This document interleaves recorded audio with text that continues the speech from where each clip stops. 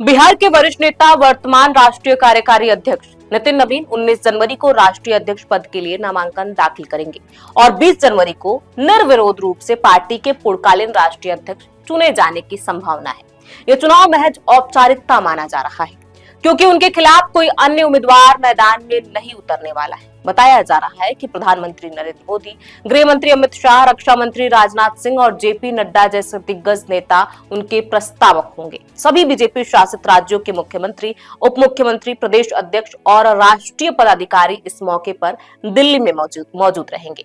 45 वर्षीय नितिन नवीन बीजेपी के इतिहास में सबसे युवा राष्ट्रीय अध्यक्ष बनने जा रहे हैं। उनका यह पदभार जनवरी 2026 से जनवरी 2029 तक रहेगा, जो पार्टी में पीढ़ीगत परिवर्तन और युवा नेतृत्व को बढ़ावा देने की प्रधानमंत्री मोदी की दृष्टि को रेखांकित करता है। दिसंबर 2025 में कार्यकारी अध्यक्ष बनने के बाद से ही नवीन ने संगठन को मजबूत करने पर जोर दिया, खासकर बूथ स्तर पर।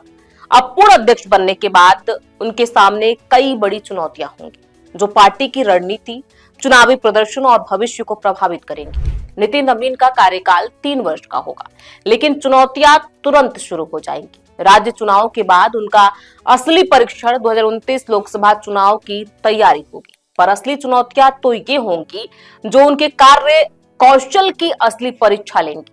आज हम अपने इस वीडियो में नवीन की उन्हीं चुनौतियों के बारे में बात करेंगे जिनका उन्हें सामना आने वाले समय में करना ही होगा। नमस्कार, मैं प्रियांशी और आप देख रहे हैं नव भारत लाइव। हमारे इस लिस्ट में पहले नंबर पर है आगामी विधानसभा चुनाव और क्षेत्रीय विस्तार। 2026 में पश्चिम बंगाल, असम, तमिलनाडु, केरल और पुडुचेरी जैसे राज्यों में चुनाव है। असम में सत्ता बरकरार रखना चुनौतीपूर्ण होगा, जबकि बंगाल में ममता बनर्जी की टीएमसी से मुकाबला लोहे के चने चबाना इतना मुश्किल होगा। दक्षिण भारत में बीजेपी की पैठ कमजोर है। अभी तक पार्टी केवल कर्नाटक में ही मजबूत स्थिति में है। तमिलनाडु में नवीन ने हाल ही में 90 दिनों का बूथ स्तरीय अभियान शुरू करने का आह्वान किया, जहां वे डीएमके पर भ्रष्टाचार, वंशवाद और शासन विफलता का आरोप लगा रहे हैं। कार्यकर्ताओं से रोजाना कम से कम 10 घरों में जाकर समर्थन जुटाने को कहा गया है। केरल और पुडुचेरी में भी पार्टी को मजबूत करने के लिए ग्रासरूट पर काम करना बहुत जरूरी है। पूर्वोत्तर में असम के अलावा अन्य राज्यों में गठबंधन संतुलन बनाए रखने के लिए दूरदृष्टि की जरूरत होगी। हमारे इस लिस्ट में दूसरे नंबर पर है महिला आरक्षण और सीमांकन का कार्यान्वयन। 2023 में पारित नारी शक्ति वंदन अधिनियम के तहत लोकसभा और विधानसभाओं में महिलाओं के लिए 33% आरक्षण 2027 की जनगणना और सीमांकन के बाद लागू होगा। इससे उत्तरी राज्यों में सीटें बढ़ सकती हैं, जबकि दक्षिणी राज्यों का प्रतिनिधित्व कम हो सकता है, जो राजनीतिक असंतुलन पैदा करेगा।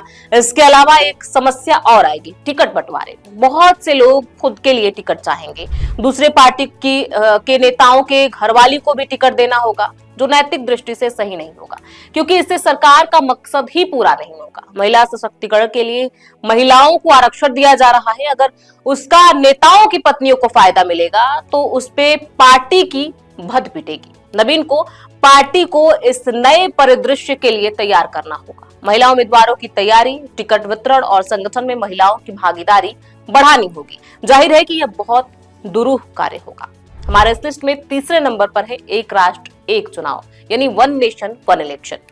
दिसंबर 2024 में पेश संविधान संशोधन विधेयक यदि लागू हुआ तो सभी चुनाव एक साथ होंगे। इससे रणनीति पूरी तरह बदल जाएगी। अलग अलग चुनाव में मिलने वाला समीक्षा समय खत्म हो जाएगा।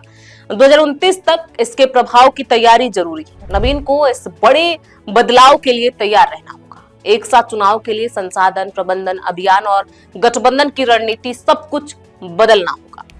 हमारे इस लिस्ट में चौथे नंबर पर है जाति जनगणना और सामाजिक समीकरण।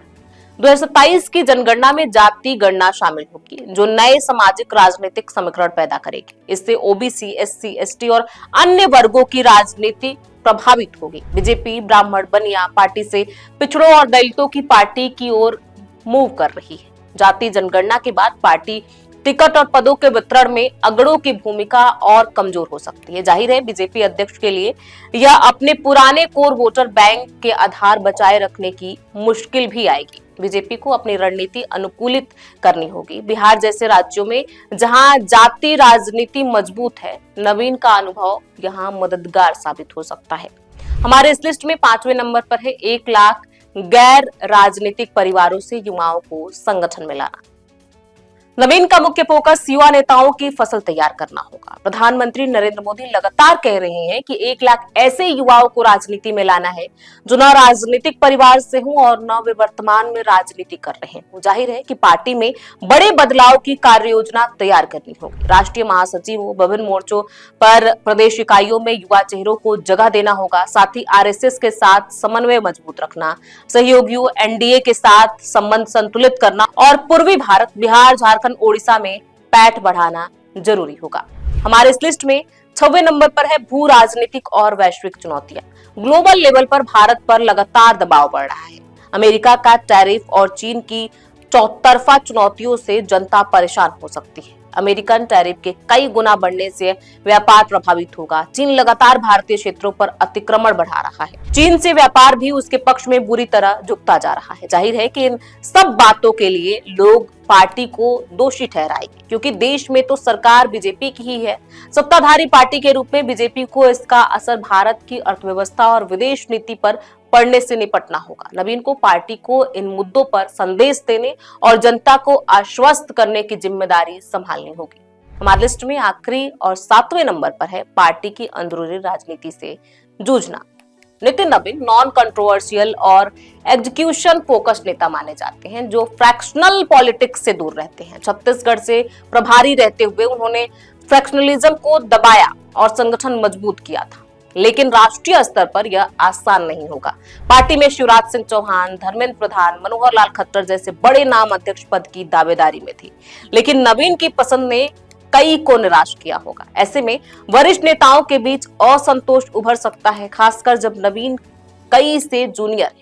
क्षेत्रीय स्तर पर भी गुटबाजी है। बिहार में नीतीश कुमार के साथ गठबंधन, उत्तर प्रदेश में योगी अमित शाह की डायनामिक्स और दक्षिण में कमजोर इकाइयों में स्थानीय नेताओं के बीच असंतोष। यदि नवीन वरिष्ठों को सम्मान देते हैं और युवाओं को आगे लाते हैं तो पार्टी मजबूत होगी। ऐसे में इस पूरी रिपोर्ट पर आपकी क्या राय है? आप क्या सोचते हैं? नवीन क्या चुनौतियों को पार कर जाएंगे? आपकी जो भी राय है हमें कमेंट बॉक्स में लिख के जरूर बताएं। बहुत बहुत शुक्रिया।